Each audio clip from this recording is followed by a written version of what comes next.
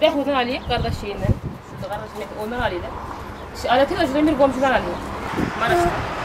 Ben bir çocuğuna yanımda, ben bir sene oldu geleli. Ancak bu oldu. Sinek olmaz mı? Cebindirip kuruyor, sinek olmaz mı burada Adana'nın çöllerinde?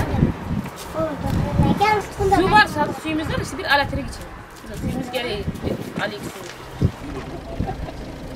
Olur abi yapmış, keşke.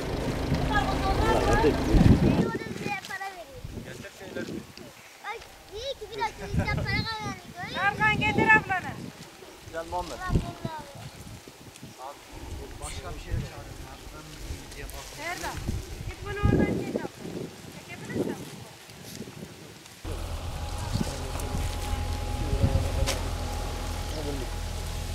Beni bırak.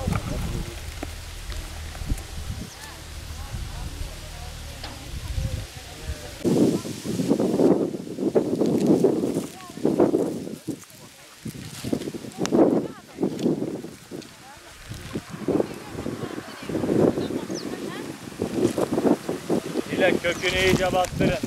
El izinizi de yok edin ona. Ha?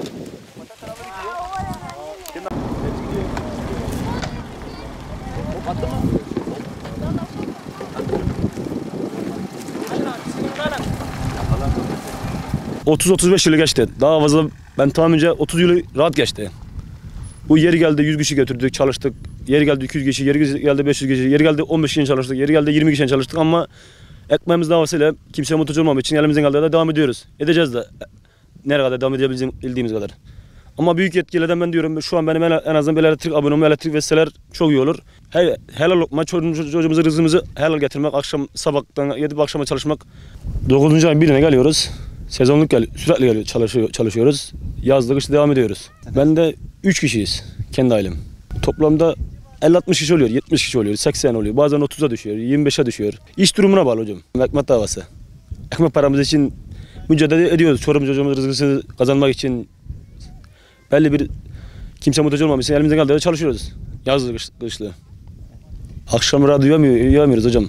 Sinek, koku, kanal, elektrik yok doğru düzgün. Su koku çalıyor. Hiç iyi bir şey değil çadırda durmak. Yerimiz ideal daha doğrusu. Çocuklar da hani bizim gibi rezil oluyor. Hep 12-13 aile var. Rezil, perişan. Çok perişan. Ya da bana 35-38 derece var en aşağıya. Öyleyse rahat. Bundan 2 ay önce 48-52 derece gördük. Şu an hava biraz serinledi. Günden güne serinliyor. Kışın çok sert, kış şartları, brandalar yırtılıyor. Demirler, çardaklar bilmem çok kötü şartlarımız. Yok hocam diyemiyor. Neden diye? Şu an 195 lira çalışıyoruz. 216 lira normalde. 2'ye 195 lira veriliyor. Hiç para değil piyasaya göre. Her şey %100 arttı. Bizim yemeğe %20, %15 artıyor. 300-350 lira olması lazım. En aşağı bir aile geçinmesi için 4-5 kişi aile ama geçinemiyor. Adam ayda 20-25 gün çalışıyor. Bazen 15 gün çalışıyor. İş durumu da pek günden güne azalıyor.